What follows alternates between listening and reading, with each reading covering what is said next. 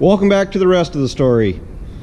Well, I'm gonna be honest with you guys, this is not how I wanted to do this video as far as telling you or showing you what we got on that auction the other day.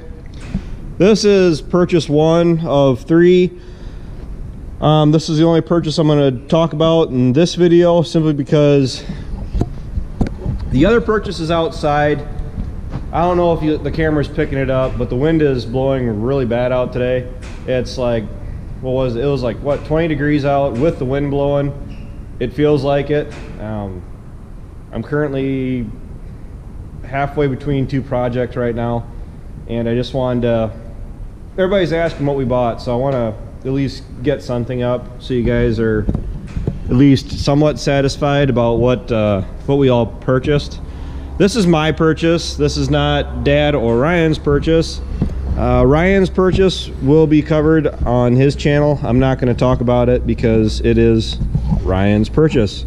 My dad's purchase I may cover in a later video, but like I said, it's outside, and I know for how bad the wind's blowing, it would almost have to be a voiceover video, and it'd be a lot simpler just to wait until a better day. But this is a jump auger. All it really is it's a 10-inch hydraulically driven grain auger. We used to have something similar like this when my grandpa was around. It was not as nice as this. I like this quite a bit. The legs are adjustable, if you can see. What we're going to be using it for, 2 main things. The first thing we're going to use it for is the filling of the silo, because we can set the blower up to the corn silo, and then what we'll do is we'll set this up to the corn blower, and then we can run the grain wagon, more than likely either the M&W or the Easy Trail.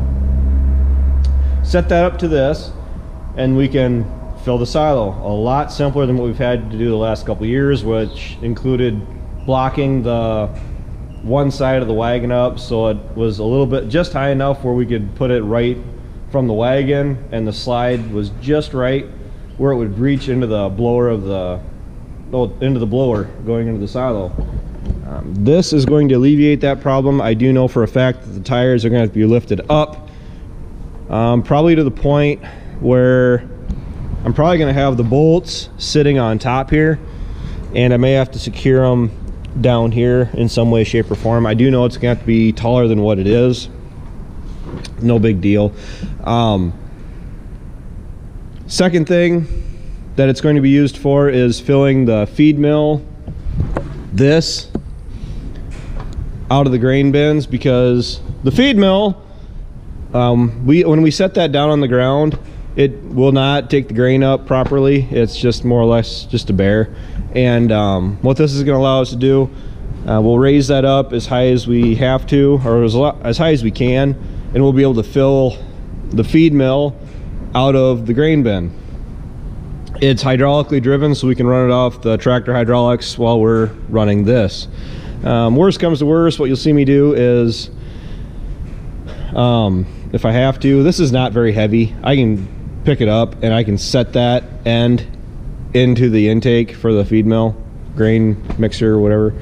So it will serve its purpose a lot better than what we've been doing. It beats the heck out of using that 16-inch auger over there and having to run a power cord and whatever else. So yeah, a really nice purchase. It was under what I was willing to pay for it, so that was another plus. It was last minute too. I really wasn't planning on buying this, but I had an idea of what I would pay for it if I was gonna be there for the sale. And this sold not too terribly long after Dad's purchase, because I'm the one that ended up making the purchases that day. Now, for the questions I'm sure everybody's wondering is, why is it all torn apart? You bought a piece of junk. No, we didn't buy a piece of junk. This is in really good condition. Really good condition as far as I'm concerned. It really hasn't been used that much as far as I can tell. I don't really think, it really doesn't look like it's been used in a while. All that happened is, well, if I had it, if I did a video of it back together, there's a bearing carrier that mounts right through here, and as you guys can tell, see, this is kind of shiny through here. The carrier broke the band, so what it was doing is the auger was running on the floor and rubbing through. Luckily it didn't run enough that, am I getting you guys sick yet? Luckily it didn't run that long where even the brass bushing that was in there was still very much intact. It really wasn't worn through that bad, so it really isn't going to take much to fix it. We're just going to go up to the machine shop and see if they have a brass bushing available. That's all it really needs, and bad hydraulic hose. It was all weather checked. Really quick fix, but I'm really happy with it. I mean, we probably won't be using it for like another 7 months yet, but it's really gonna be handy. I know it is. You don't see these around too often. I'm not really even sure where you'd go to purchase one. For what I paid for it, I know for a fact that I wouldn't be able to buy one for what I paid for this. So I mean, I'm a happy guy. I don't really like doing equipment auctions very often. Basically for the simple fact that when it comes to auctions, you can find some really good deals, but you can also find some that go the other way too, where it's just like you could have bought it cheaper through a dealership. My thing that really steers me away from auctions is Ryan got lucky. His was within the first like 15 minutes of the sale. My purchase and Dad's purchase were within the last half hour, and that sale went for, I believe, 6 hours. 4 hours. Yeah, 4.5 hours.